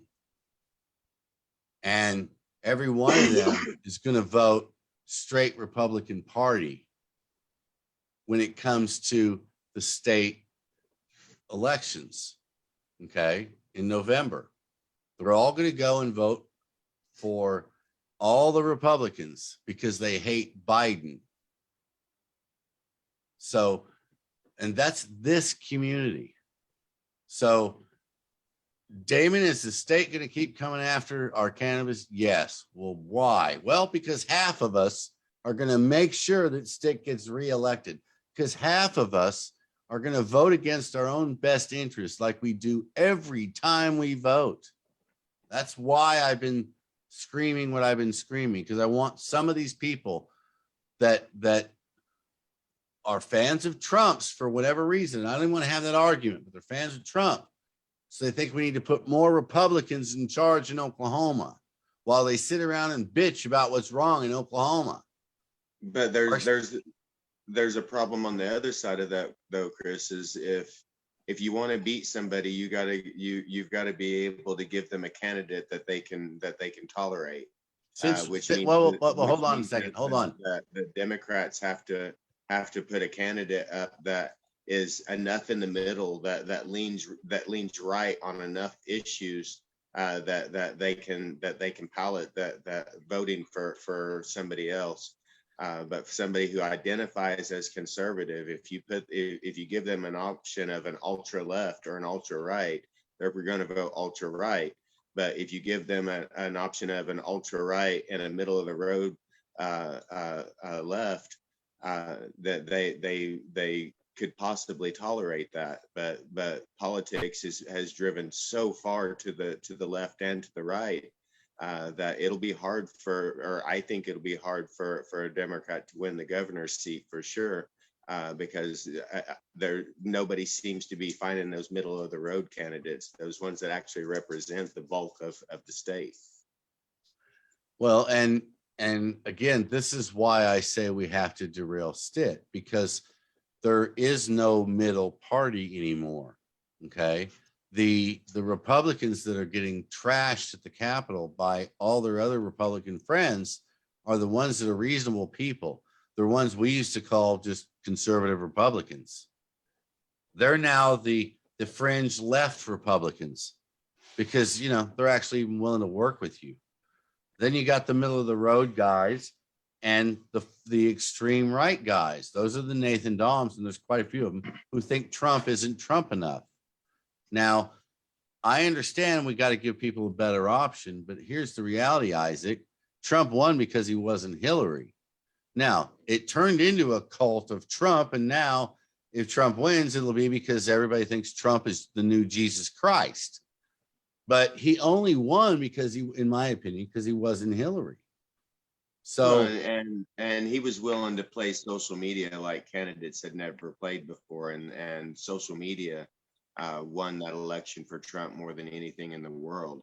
And Elon Musk could do the same thing, spend $0 on a campaign and win the presidency just because he's a beast on social media. Well, again, all this is tied together. We derail our state. We pass full access, which we're having to do through petitions. Right. Okay. So all those people on here that are going to go vote Republican. Okay. Keep that in mind. We're doing petitions to get cannabis. 788 wasn't done through the Capitol. Nope. Government refusal united many people to say yes. We all had to get grumpy. I hate to take ownership like that, but the government refused. Connie Johnson started running cannabis bills, the first one in like what, 2014 or something, I or think the- 2007 is when she was okay. really So getting out. I don't know what the petition that I heard of was. The first was in 14. okay, well, I well, know and she no, put and forward a Senate bill Senate whenever Bill she was in 21 office. Senate Bill 2116 was in 2014, and that's when the movement really took a spark and took off. There was about 200 or so people of us that were very adamant about wanting this Senate Bill 2116 to get consideration. That showed up down there that day, and there were some hearings going on, and then we were supposed to meet with our representatives that day. And on that particular day, all the representatives in the building were gone from their office. So there was no meeting with any representatives or anything that day. Of course, they knew we were going to be there. And that was the day that sparked petitions here in Oklahoma, because 200 or so people went down there genuinely thinking they could make a difference by talking to their lawmakers, only to get shunned. And that's why the state has had to deal with petitions ever since. And so what I'm pointing out and who I'm planning on yelling at a lot is those that would go into the voting booth this November and vote yes on all these petitions, and then vote for all Republicans on the ballot. I agree with you. I've always hated that there's even a box on the ballot for a straight party vote. I think that's the most crooked thing in the world to have on our ballots, because a lot of people don't understand what they're doing when they check that box. I think that's how Mary Fallon got reelected. It was because there was a lot of people that didn't understand that when they checked that box, it didn't matter what boxes they checked below, that those boxes were already dictated by that one box being checked. But I don't think that you convince a bunch of people who identify as conservative that they're assholes. I think you change their mind by showing them that the particular candidates that they're voting for are assholes. And don't make it about the it's a Republican or a Democrat thing, that it's a Kevin Stitt thing, it's a Nathan Dahm thing. This person is a legitimate lunatic that needs to be stopped thing, not that it's a Republican thing, because whenever you label it a Republican thing, you're telling all of those people who identify as conservative or Republican that they're wrong too. While I understand that, I will say again, we have 5 people running for Inhofe's seat. All 5 of them, their political commercial looks like it was made by the same ministry. Right. Okay. So I have to say, because that's the thing, it's not, and it used to be, and maybe this is because I've spent so much time recently looking into it, but it used to be that was the people like that were the fringe. Okay. It used to be that those extreme rights were as rare as those extreme lefts. But what you guys need to do is watch some of these documentaries about how the evangelical movement has changed over the last 40 years. Really? Because it ties right into all of this. I'm reading a book, Jesus and John Wayne, and it's a historian who wrote the book, and she's doing a great job of laying out how Christianity, how it came to this country, and how many things influenced it to create what we now consider the American Christian. And what she described was me. Okay. That's one thing people don't seem to realize. When my kids were little, my wife and I and our kids went to church every Sunday. We went to church on Wednesday nights. We had Bible study on Thursday. My pastor came to our house every Saturday morning at 6 a.m. to fish with me in my backyard on my little boat, because we had we lived on 80 acres in Stroud and had a huge pond. So every Saturday morning he would come over and fish, and I would talk to him about what was going on in the Middle East and about politics. And he would explain to me the Bible. I mean, this was some serious one-on-one for 4 hours every weekend with the leader of the church. And every Sunday, I would hear some of what I told him about what's going on in the world in politics. I would hear some of that in the sermon. Okay. You talk about an ego boost. I just thought I was on God's side. I was working it. I was writing an article for the church website that I now look back and think about and think, my God, that's some hateful shit. But that's what they taught me. Right. So, you know, I realize I'm going after a lot of people, and yeah, I'm pointing out Republicans. Well, But- and you're not wrong. You're not wrong, Chris. Because it's one of the things that frustrates me the most about our system is that we as Americans have a huge advantage over the rest of the world because we have the right to vote. And at this point in history, we have Google, we have Yelp, we have all these different ways to be able to communicate and research and find out about our candidates, to the people who we're voting for, the road commissioners, the judges. We have the abilities at our fingertips to be able to find out a little bit about these people and then make an informed decision. And that's such a precious right that very, very few people take seriously. They don't take the hours, the days that it takes to research a little bit to have an informed decision whenever they go to the voting booth. And that is why we are where we are at. And that is also the uphill climb that we have to get away from where we're at, is to get people to the point at which they actually become educated on these levels, and that they take their right to vote actually seriously, and like it's a great honor, because it is an honor to have that right to vote. Lose that right to vote and see if you don't feel disgraced.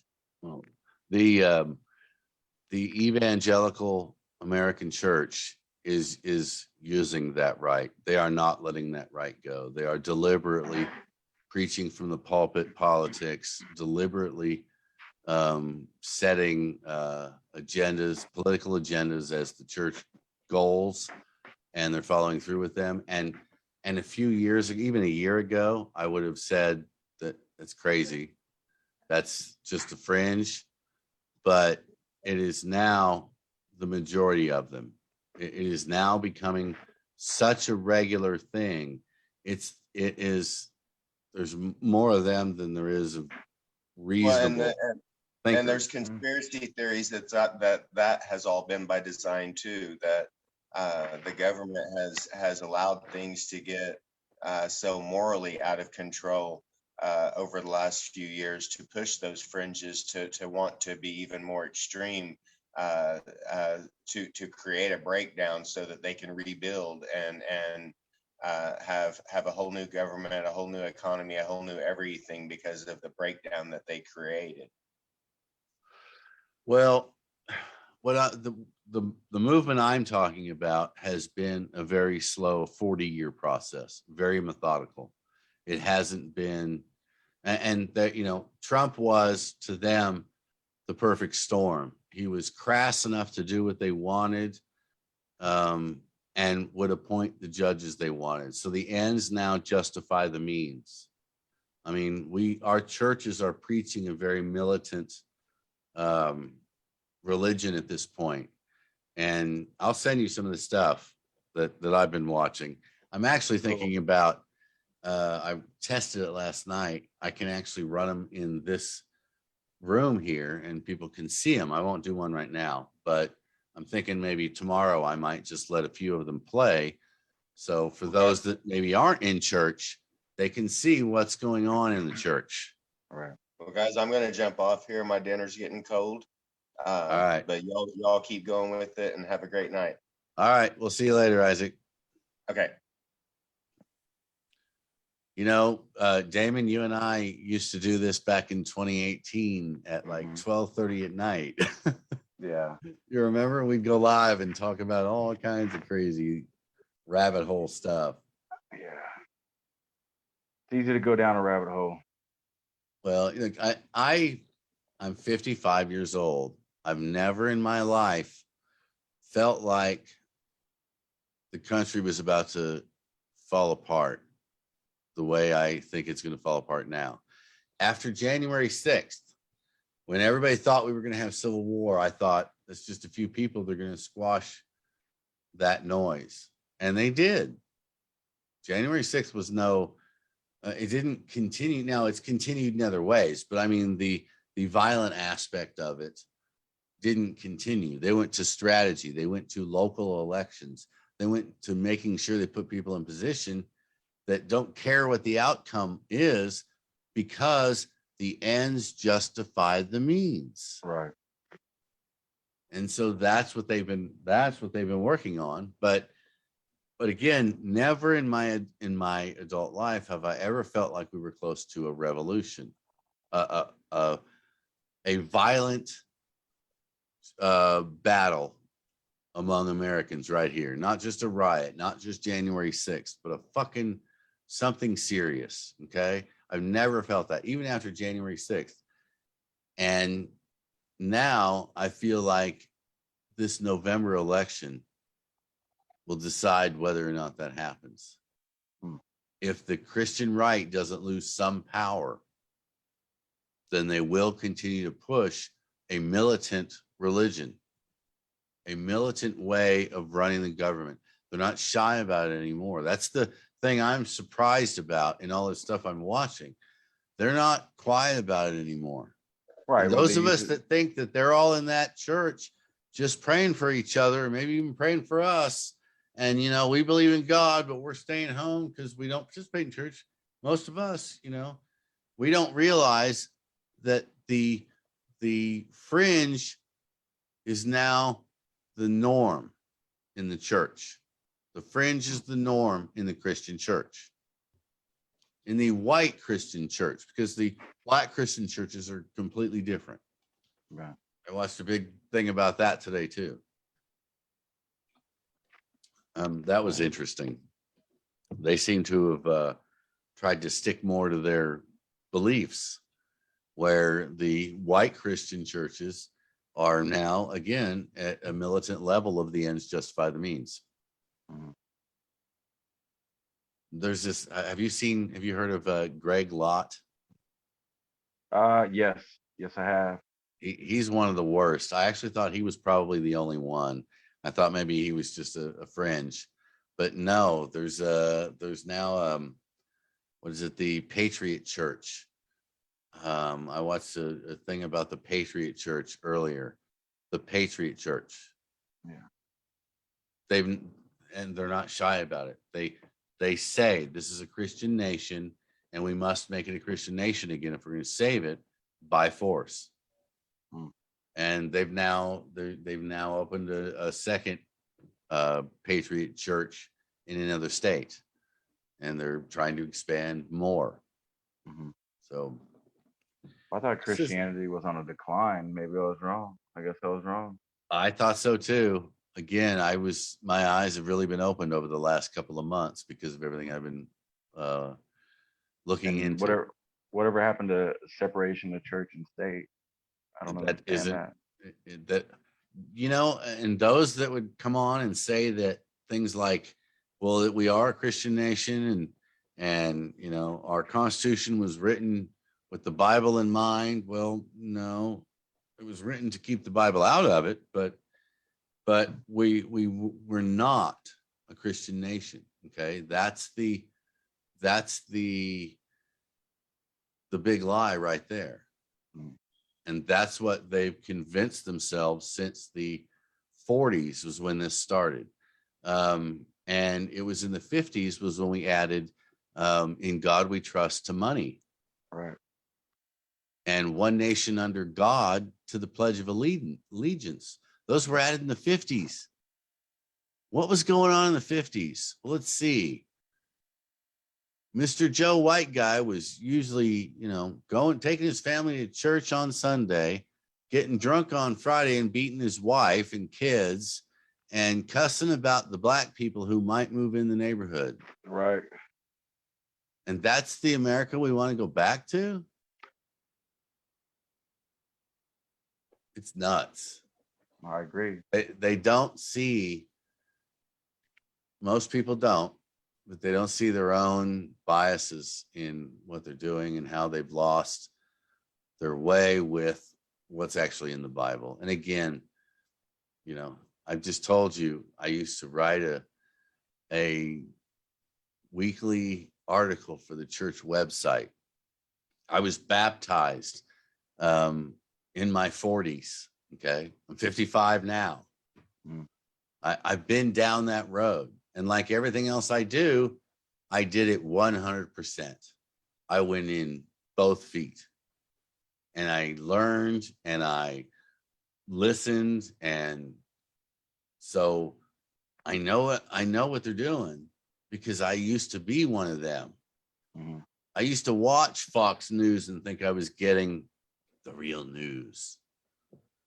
I used to fall for all that crap. Mm-hmm. And I don't know. Well, luckily I never fell for it. Well, that's good. You've always been a bit of a anarchist. I don't even consider myself an anarchist. I consider myself a realist. Beliefs are beliefs. They're not knowns. Yeah. That's why I always try to iterate all the time whenever I say something. It's a belief. It's my belief. Right. It's not something that I know. So, but I've known that at a very young age. I've seen the hypocrites around me. I've seen the people going to church every Sunday. My babysitters. There were 5 kids. The husband and the wife. The husband didn't work. He was a piece of shit. He used to beat her. He sexually abused the kids. At least 2 of them that I'm aware of. But they went into church every Sunday, all dressed up. You know what I mean? And yeah, everybody, right? So yeah, I've seen the hypocrites in the church for sure. Yeah. But Now clear. let me make it clear. There's also some amazing, wonderful people in the church. Without a doubt. And let me tell you, there was more than 1 year, okay, because I've had 8 spinal surgeries now. Damn. My first surgery was in 2000. My first son was born in 99. So I've had 3 kids. We've had it so tough before that the church put not only groceries on our table more than once, but they put Christmas presents under the tree for our kids.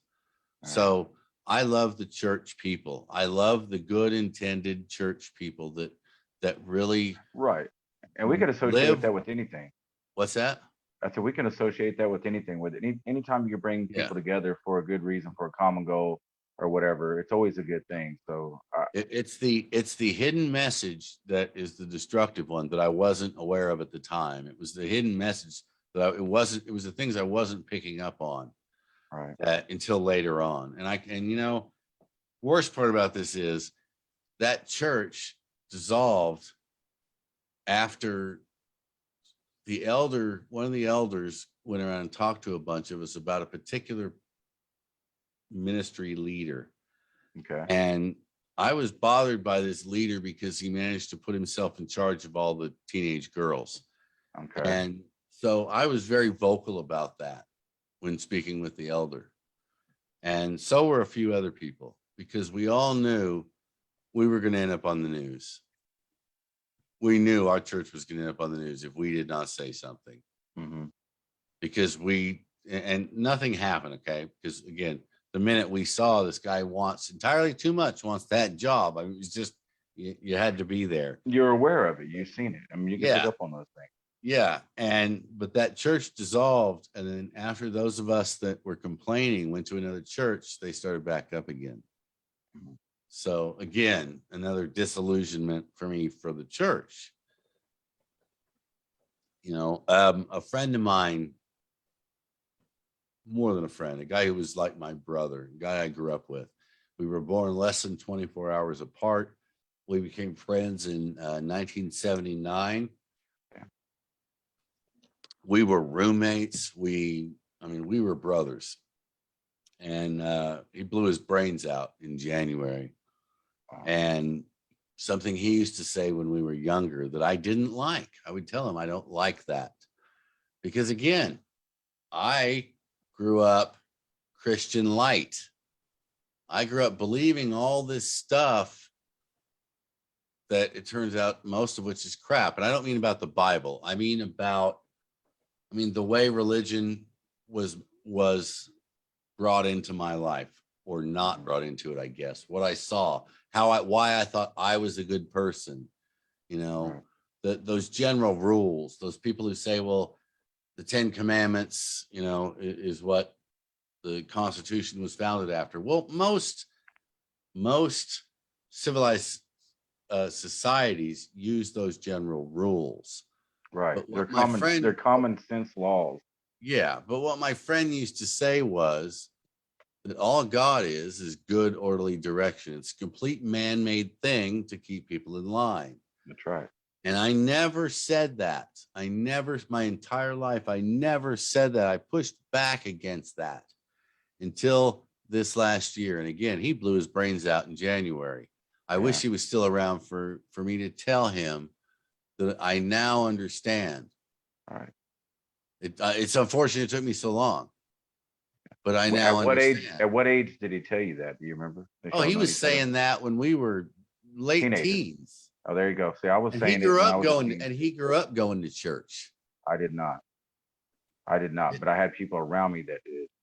His family, I met all of us. Like I said, we lived together. I mean, I moved in with him and his mom when I was 15, and I still talk to his mom sometimes. But his family was extremely religious. His grandparents, who came here during the land rush, his grandfather, who I met a few times, came here during the land rush, the beginning of Oklahoma. Very religious. Very much fire and brimstone. And that, that's another thing that's been bothering me lately is I'm seeing these radical Christians use fire and brimstone talk. Again, they will get us all to bow to their God at the point of a gun if that's what it takes. These people who spent all this time making us afraid of people with turbans on their head, saying they're going to try and bring Sharia law to the U.S. When in fact it was them who wanted Sharia law. Right. Well, they're not much different. I mean, the Quran, is that the Quran? Yeah. Yeah, and the Bible, there's a lot of similarity. Yeah. Sorry, wrong button. All right, let's see what we got here. Yeah, see, there you go. Native Americans, of course, we all know this, were forced into Christianity. Yep. And we're just now hearing about all the mass children's graves from the schools where they forced all the tribal children to go. Yeah, it was the re-indoctrination. Yeah. So it's unfortunate. And I know the term woke has been used to describe me this year, but not even, I don't consider that woke. I just think that you're just aware. I mean, we're a species with amnesia. We have no idea where the hell we came from, and we want to tote this, and I call it a God theory, and I don't care that I step on anybody's toes. I've been ridiculed and called a sinner, and then I'm going to burn in hell my whole life because of my belief. My belief is I have no idea. I listen to it all. There's truth hidden in all of it, but there's a lot more manipulation and control that comes with all that too. So yeah, that's good orderly direction for sure. Well, I tell you, here's where I'm at pretty much with it. Again, I'm a firm believer in God. Okay, He saved my life more than once. He does it all the time. He saved my kid's life more than once. I am a firm believer in God. I am no longer a believer in man's written word. Mhm. And so therefore I question everything in that Bible. Question everything, period. Well, I don't question I mean, yes, I question the existence of God to some degree. We all do, but I do believe. Okay. But what I also now see is how distorted it's become, how wrong, how off the message is from where it was supposed to be. Right. Well, the true definition of a Christianity is to be Jesus-like, right? I mean, I guess. well, in my opinion, Yeah, I and I'm not a guess. Christian, and I've had people Yeah. tell me, Chris, that I'm more Christian-like than most Christian. You know what I Yeah. mean? Yeah. For Well, sure. again, most of them live in a hypocritical state and refuse to acknowledge that. And that's what I'm mad about. I'm more than happy to acknowledge when I'm a hypocrite. Right. I am. I'm so damn flawed. It's amazing I'm still here. We But all I'll are. admit it. I don't want to force anyone else to follow my beliefs, Or even and ideologies. and these people want, well, but that's the thing, is their beliefs and their ideology have overlapped. I Okay, agree. this I agree. group I'm talking about, which again has now become the majority of the Republican Party, okay, their religion and their politics, Intermesh. they've said, fuck that wall. You guys don't want a wall? We're not putting a wall between the church and state anymore. Right. And Trump gave them um, he gave them even more. He convinced them even more that they could take over the country and make it a Christian nation. But if it's a Christian nation, in my opinion, it's a theocracy. So just on the abortion thing alone, because I don't pay attention to all the politics. I think that's fucking just Mhm. Hollywood for ugly people. But I was gonna say, just on the abortion alone, what extent is that gonna go? How far are they gonna go with all that? Well, okay. If the leaked report from the Supreme Court is the ending decision and Roe is turned back over to the states, they'll say, oh, it'll just be States' turned rights, back over to the states. Yeah, states' right? rights. Screw Right. that. Okay, screw that. The Okay. federal government should be able to protect the individual from an overreaching state. I mean, if the federal government has a job, I would think part of it is protecting people from their own local government. But anyway, that's my opinion. But so say Roe v. Wade gets overturned, all right, and it gets kicked back to the states. Well, we've already passed all these laws. Life begins at conception, no abortion from conception. Okay, that's a few hours after sex or whatever. That's like, there is no, I mean, pretty much they will find a way next year, in my opinion, to outlaw Plan B, the pill. Okay, you know Okay. about that? No, I didn't know that they had it. I didn't know they had a There plan is a to do that. pill. There is a no, there is a pill called Plan B. It's RU 486, I think is the actual name of it. Hmm. Um, but you can take it. It's called the morning after pill. You can take it the night after sex, and it can keep the egg from it can keep The sperm from entering the conception. egg. It can keep conception from happening. Okay. Right. Now, this new bill that bans abortion at conception talks about Plan B, and it says it's not going to outlaw Plan B, or it doesn't outlaw Plan B in part of it. And then down below, it brings it up again in another paragraph, which kind of leaves it muddy. Okay. They know that. They knew this was a badly written bill. They know the conflict in the bill. The Republicans, the regular people that happen to be Republicans that voted for it, they believe that someone's going to challenge it and it's going to get overturned in the Supreme Court. So they voted for it to keep their pro-life record, knowing it would never become law. I say it will become law. I say next year they will outlaw contraception. or put considerably more restrictions on it. And that Plan B pill, RU486, will be first on the chopping block. You Now think that they that would go pill, that that that pill you can far? also get through the mail, okay, from Okay. out of state. I had a doctor call me recently. He thinks that might be illegal under this law now too. So I'm not sure if you'll be able to even get that the way you could get it before under the new law. So again, no abortion, period, in the state of Oklahoma. Wow. So even no contraceptive, again, no pill, no prenatal, or not prenatal, but birth control, no nothing. If they go that route, Look, in Georgia, they passed this no abortion bill, and Nathan Dahm, and they did it in Florida too, and Nathan Dahm raced to get it done here in Oklahoma. Then he heard Roe v. Wade was getting overturned, and he raced to do this last one to make it from conception. The first one was at like 6 weeks or something like that.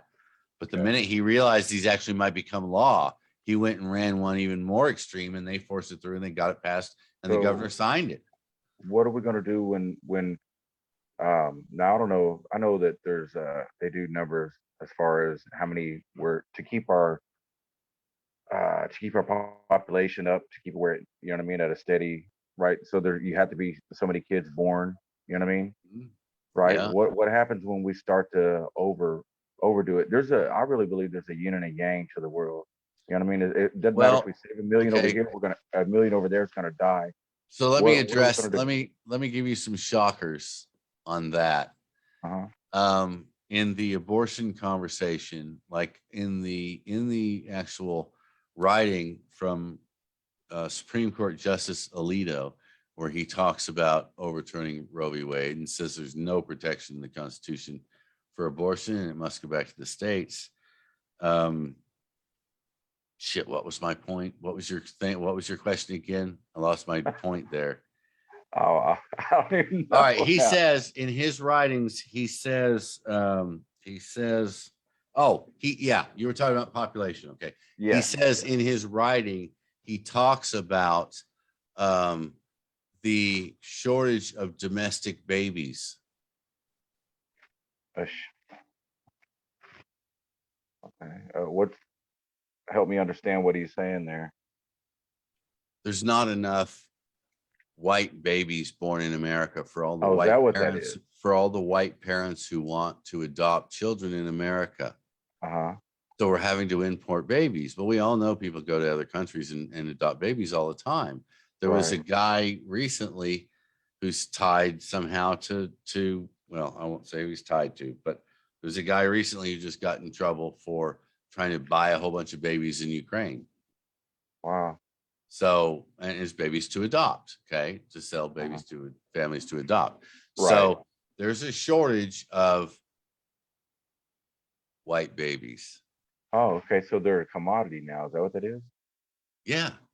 Well, what happens? What I don't know. I never thought on that level, but damn, that's pretty deep. But I think about, damn, you're gonna have a lot of kids that are gonna be born that are gonna be unwanted kids. Because right now, there's some people that have abortion, right, for whatever reason they have the abortion. Maybe they just get pregnant and they have a lot of sex, and that's just a way of keeping it from happening. And they never know that maybe one day when they do have a kid, or if they actually decide it gets too far and they don't want to have abortion, they could turn out to be the best mother, right? But then you got other people that have kids, wanting kids, and fucking turn their back on the kids, and they're pieces of shit parent, right? But then you're going to have a lot of people that are going to be having kids born, you know what I mean, that don't want them at all, and they're going to ship them. Where are they going to go? Do we have enough foster parents? Do we have enough? I don't know.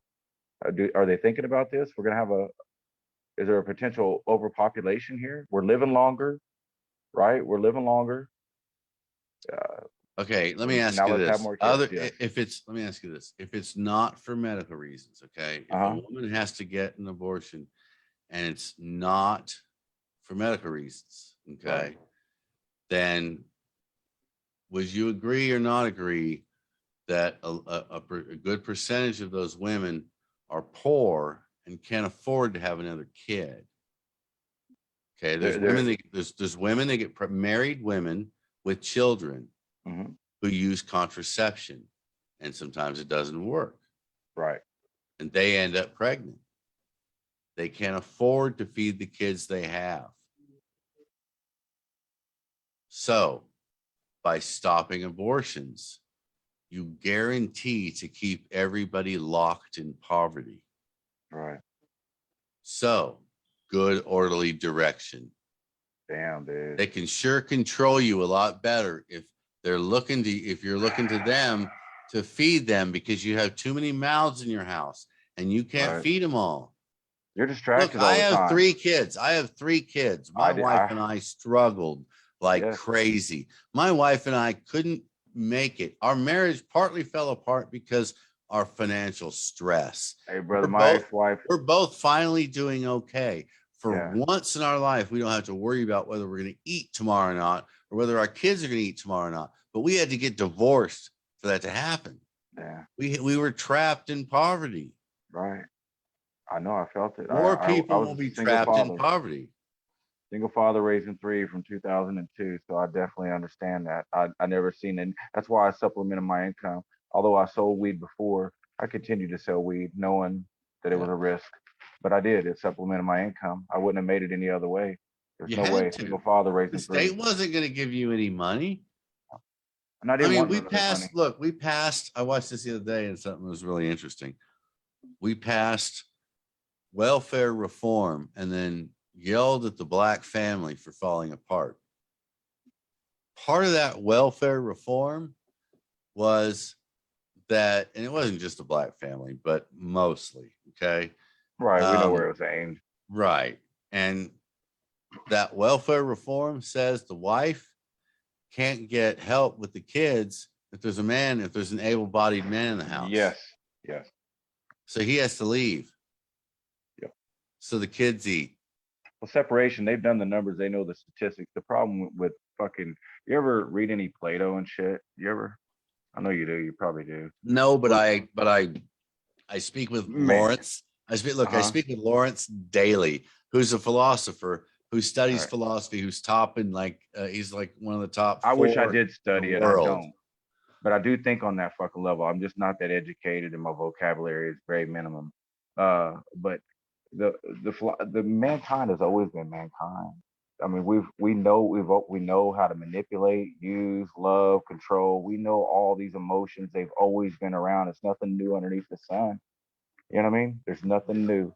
It's the same stuff over and over again. I don't know where Yes. I was going with that, but I think about it a lot, man. Nothing is Look, new. I'm gonna have to wrap this up. Saturday Night Live is coming on. I'm gonna go watch Saturday Night Live with Shayna. It's one of her favorite shows. So Okay. it's the one Saturday thing we do together. But this has been a lot of fun. I want to have more open conversations like this. I don't like just talking about the petitions because there's No. so much other stuff going on that affect the petitions. And Well, again, I'm going to give you the mic here in a second, but okay. I want to say that my biggest problem and what we have to overcome in this community is those that are going to go in and vote for a petition or sign a petition and then also vote for Republicans at the state level who are making them run a petition. Right. So go ahead. I'm going to let you finish Oh, I up. was just gonna say real quick that what I worry about too, you know, we're in a unique situation with these petitions. We ran into a unique situation in 15 where, you know, groups were separating and groups were saying they weren't going to help each other. And I like to point out that had them groups, you know, that beef hadn't been stifled, you know what I mean? And I made sure that people were going to help out and contribute because we had to stick by each other's side, that we wouldn't even have 7-8 right or 788 right now. And who's to say when 17 that a petition would have been ran? Because it obviously didn't get ran, right? It wasn't until 2018 that petitions were being ran. And in 2018, we had a unique situation again where we had people that were going to be confused because you're bringing another question, a marijuana question, to the ballot when they already have marijuana coming and they're going to be voting on it. So you had to get out there, promote, not stifle, just try to educate. But that being said, these new petitions, I worry about on so many different levels, the confusion, I mean, the disinformation, the misinformation, the hatred, the division, everything else is going to play against us, right? Same time, while we're concentrated on that, Chris, we're going to forget about what they've done on 788. You know what I mean? And we ain't even, there's nothing we can do, I'm sure, because they're out of session now, right? Yeah. Am I right? Okay. But I'm just saying, we're going to forget about that. Instead of strategizing for that, we're going to I know we got to concentrate on these, but it's a unique, we're in a strange place right now. And if everybody could understand that and come together, we really can. I mean, we could really shake this motherfucker. Yeah. We Yeah. could So, all right. stop. We could not only get everybody a little bit of weed, we can stop the coming apocalypse. I agree. I agree because I It's do all see it going tied. that way. It's all tied together.